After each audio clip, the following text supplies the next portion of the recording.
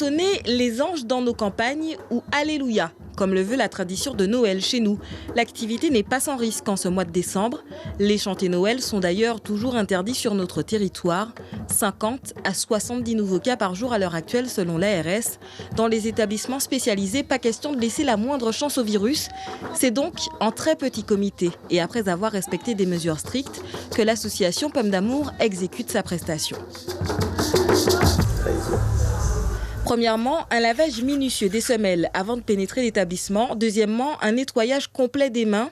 Les masques, ensuite, sont devenus une norme. Mais la règle fondamentale concerne le contact avec le public sensible résident de l'EHPAD.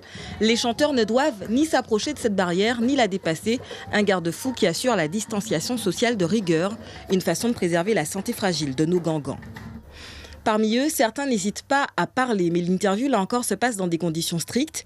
Derrière cette vitre de plexiglas, c'est aussi là que les résidents peuvent recevoir les familles qui en font la demande une fois par semaine et pendant 30 minutes, pas plus.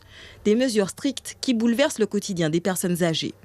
J'allais faire mes activités à l'extérieur et je rentrais bien souvent un petit peu avant l'heure de déjeuner.